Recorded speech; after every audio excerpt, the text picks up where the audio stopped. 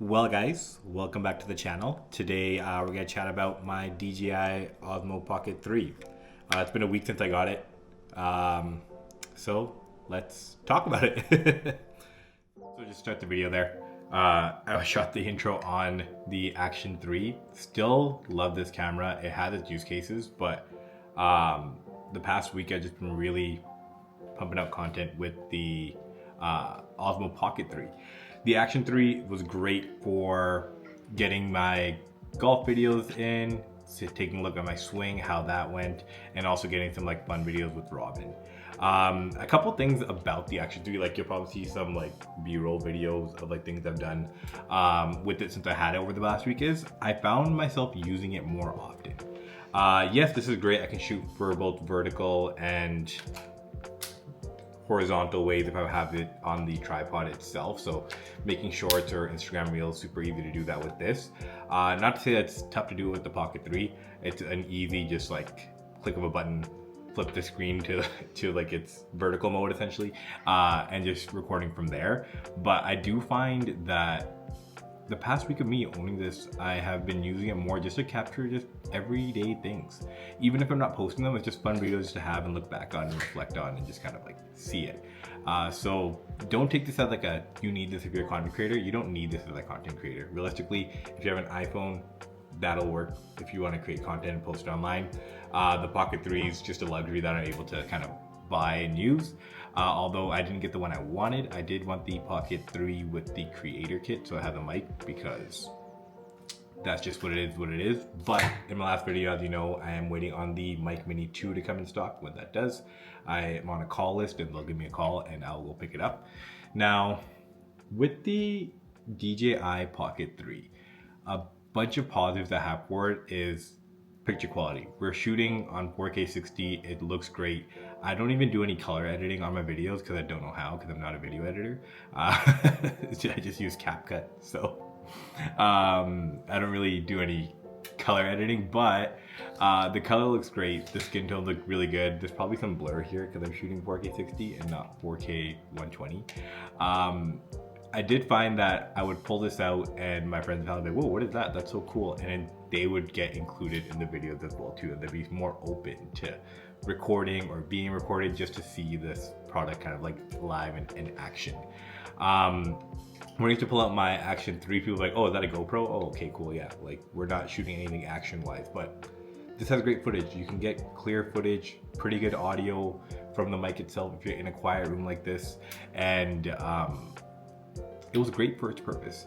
But I do think like me having the Pocket 3 really helped with my fear of pulling out my camera in public. A, it's so small, and B, it's just easy to use. Now, take small with a grain of salt. Once you have everything kind of set up and it's turned on, with the tripod that I have, it's a Manfrotto selfie tripod. This becomes a pretty big rig and it's not really easy to hide.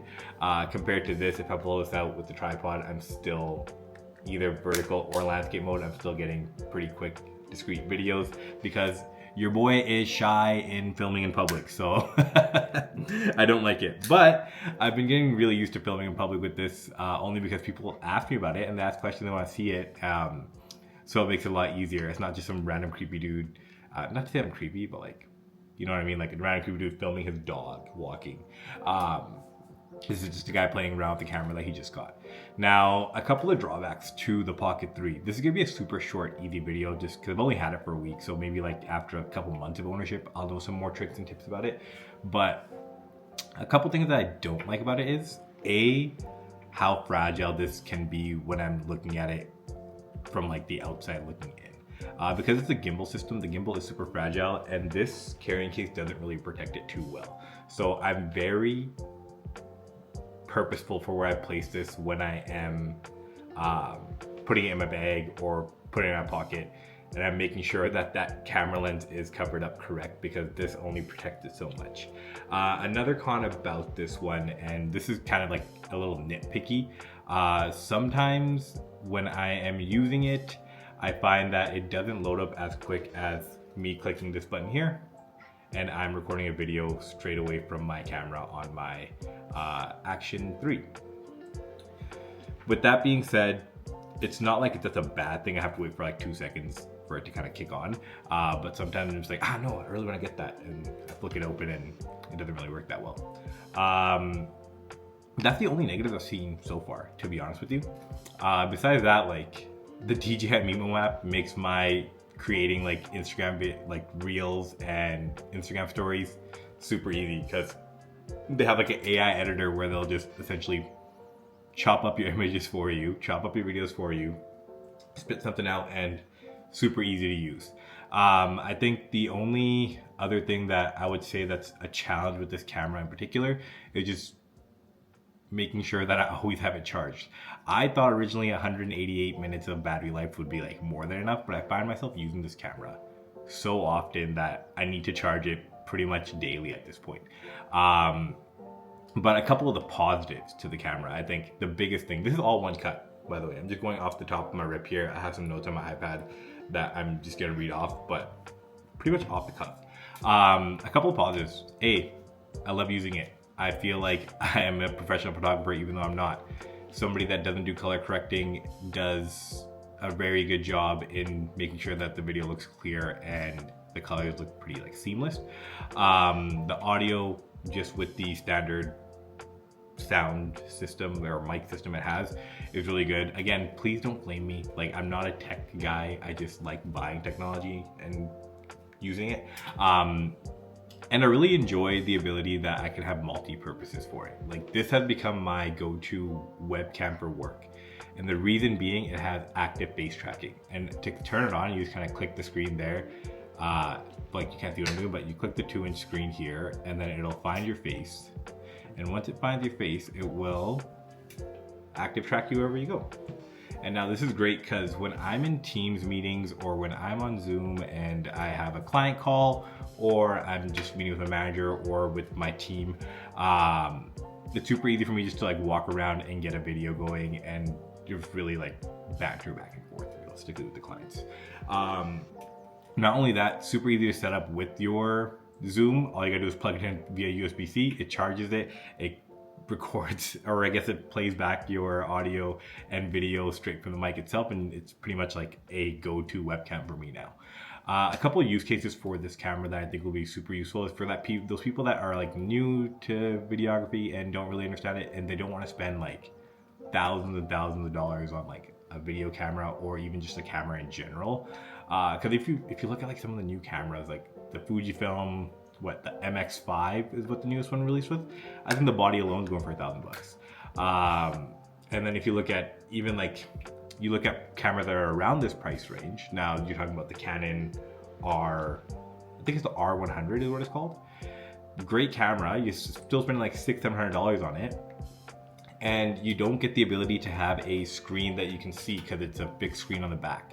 You have to go up to the, I believe, the R50, and then that becomes a $1,000 camera as well. Just having the ability to pull this out, you buy the standard kit just like I did for $700 and some odd dollars, whatever it comes out to being, and you essentially have a all-in-one camera for content creation.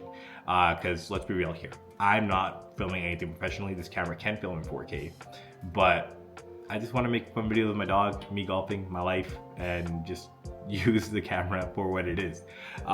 Which is why I think this is a really great niche for those people that want an all-in-one camera that can shoot some great stills and still have a really good video quality. And B, it's not going to break the bank when you compare cameras. I know that sounds stupid, like, oh, Kaushik, like $700 isn't cheap. I understand $700 isn't cheap by any means, but if you look at it in the scope of all-in-one cameras or cameras with video features in general, you're at the lower end of the budget when you're looking at the Pocket 3. You could go ahead and pick something up like this, like the Action 3, Action 4, Action 5, which does shoot great picture and does shoot great video, but you will have to essentially not have the ability to, I don't know, like just have that fun, cool factor of flicking it open, I guess. It's kind of just like a thing. Or you can go the other route and get with the Canon G7X Mark II, which is a point and shoot camera, which does have the ability to flip out the screen. But even these on the used market, they're going for like $800. I got lucky and bought this for the hype, so I got it for $249. But for people that didn't get lucky with me in getting this when it wasn't hyped up. New they're selling this, like, I think this is a 10-year-old camera. New they're selling this for $1,000. The G7X Mark II, $1,000. All day I need it. Used market, I've seen on Facebook Marketplace like $600 to $700.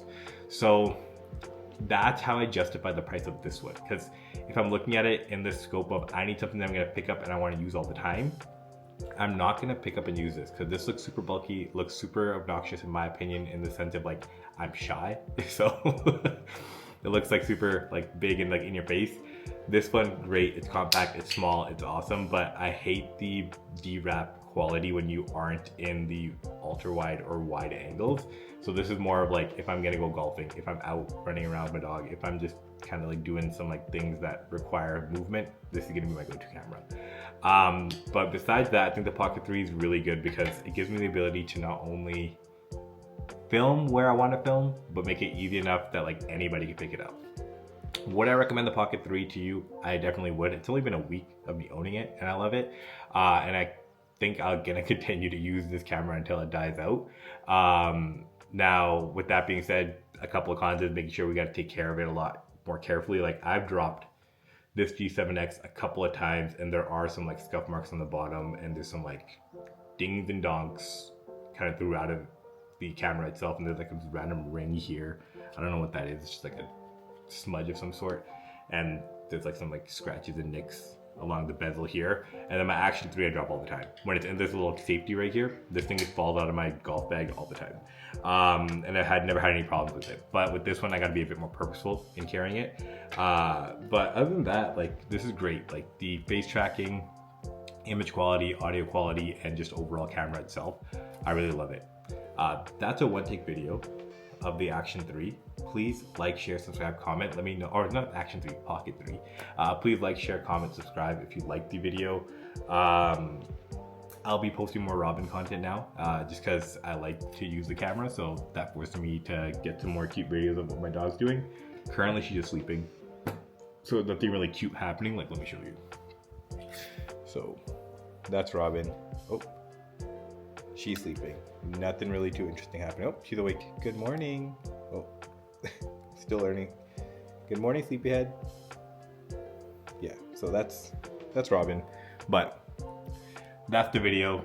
Face tracking enabled. You'll see me move around. Please like, share, subscribe, comment. Thanks so much for watching, and I will catch you in the next one. See ya.